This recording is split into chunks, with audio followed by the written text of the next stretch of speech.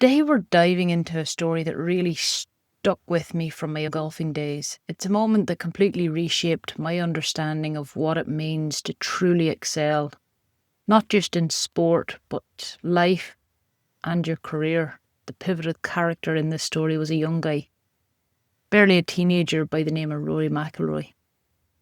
Back in 2003, I was 15. I thought I was on top of the world. I was a decent golfer, proud to represent my club in Ulster. I'd put in the hours, seen some success at a local level, and I felt pretty happy with myself. Then came the call that sent me over the moon. The Irish team had selected me to represent Ireland at the European Young Masters in Germany. It was a massive honour, a dream come true. I packed my bags, brimming with excitement, convinced I was about to stride onto the international stage as a budding star.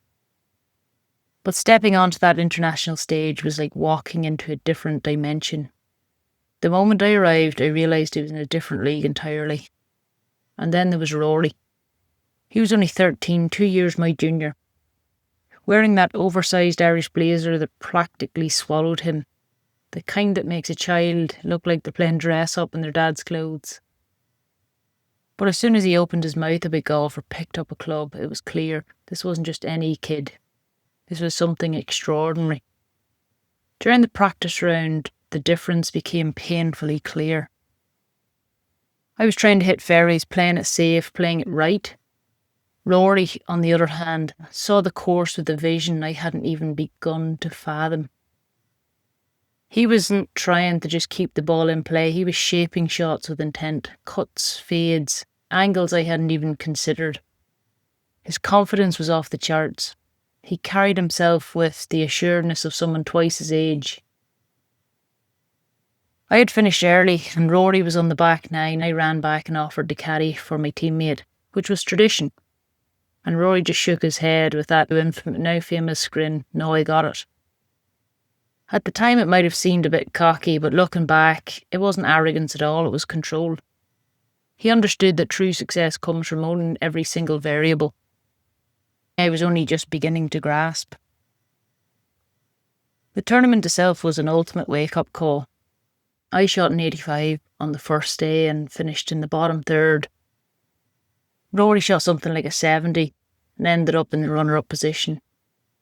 And the thing that struck me most wasn't his score, but his reaction. He was disappointed, genuinely disappointed. For me, just being there representing my country was success.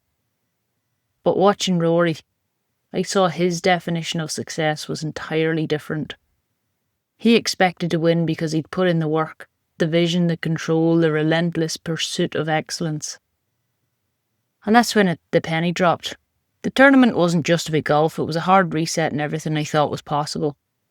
It showed me the chasm between good and world class.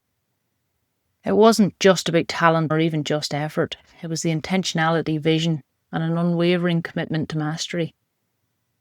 When I got home, I didn't just shrug it off. I sat down with my coach. Our conversation was different. I said, if that's the level I want to get to, if that's what true excellence looks like, what do I need to change? What do I need to do differently? And it wasn't just about tweaking my swing or hitting more balls. It was about fundamentally rethinking my approach to preparation, my mental game, my vision for what I could achieve.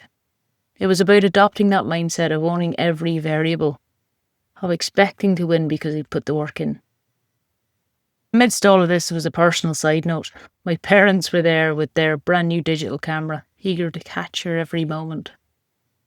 My dad was snapping away, me on the range, and a priceless photo with the legendary Bernard Langer. But in my excitement, my complete and utter focus on everything but the camera, I somehow managed to bulk delete every single one of those precious photos. It's a shame, especially now that my dad's no longer with us, but it's funny how those small moments, a deleted photo, a seemingly misplaced shot, take on a whole new meaning when you reflect later. Even without those photos, the memories of that week are vivid, and they shaped me ever since. That experience taught me more than any technical lesson. It taught me the importance of setting audacious goals, of visualizing success, of taking full ownership of your journey. Rory, at 13, was already demonstrating what it meant to be a professional in his approach, long before he turned pro. He showed me true excellence isn't just about what you achieve, but how you pursue it. It's about the mindset you bring, the intentionality you apply, and the constant striving to be better, to understand every nuance, and to control every variable within your power.